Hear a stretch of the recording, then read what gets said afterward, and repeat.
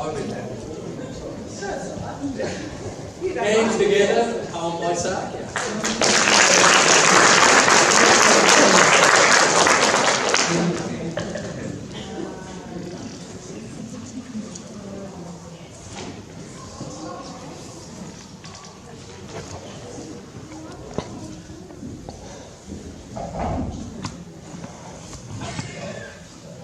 That's all right, Stephen.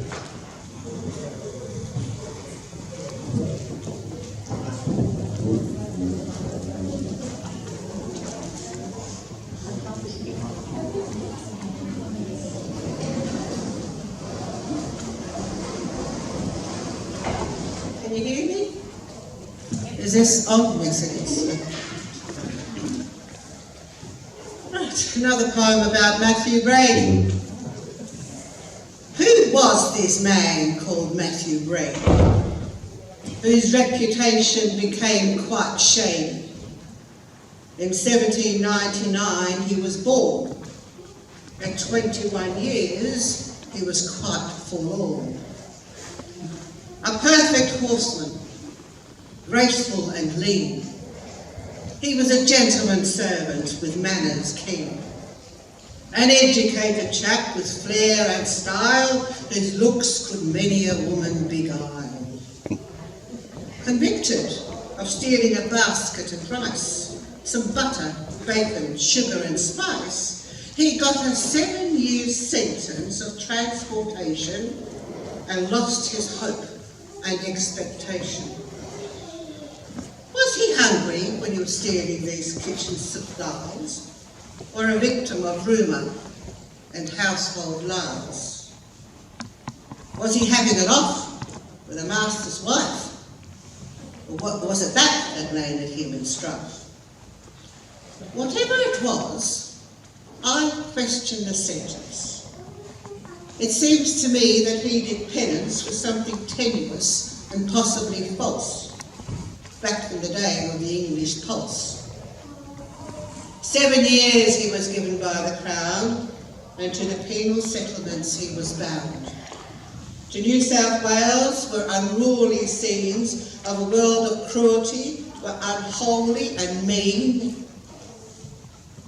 His rebelling against these penal conditions resulted in his extradition to Sorell Island, Van Diemen's Land, where things were worse and underhand.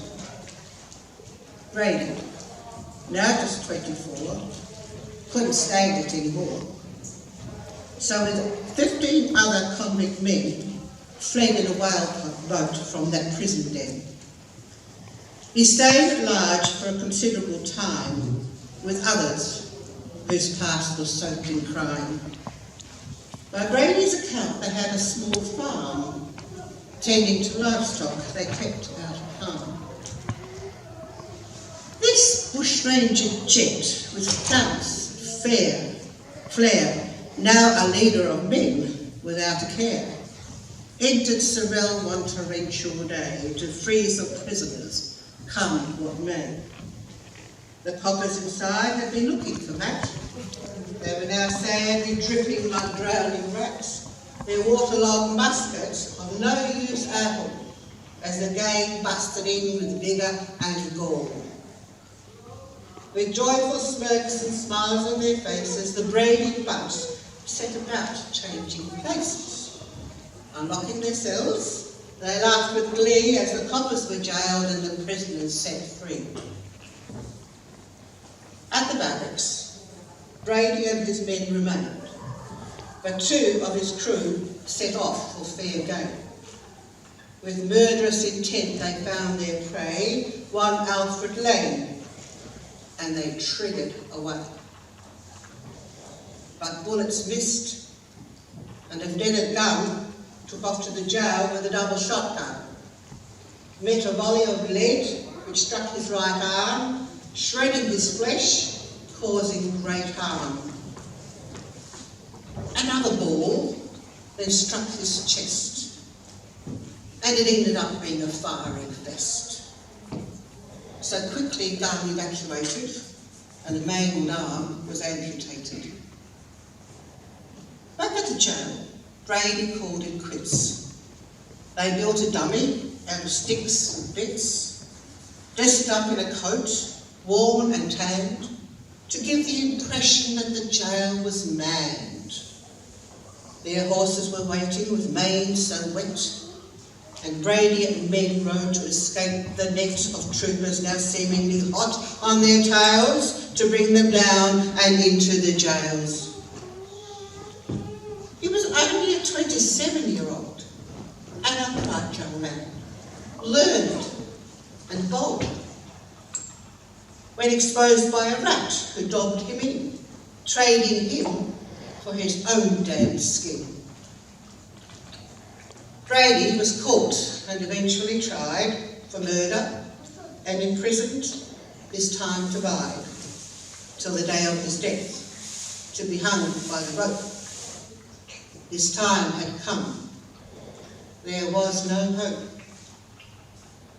But his cell was filled with flowers and wine, fruitcake and chocolate fine.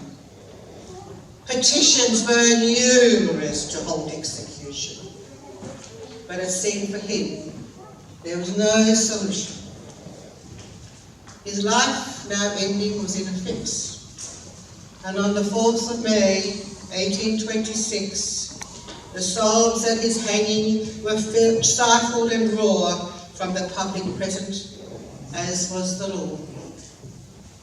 Brady stood erect as he said goodbye to the multitude there who watched him die. There were no options.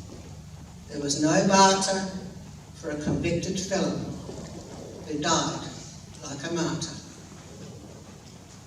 Thank you.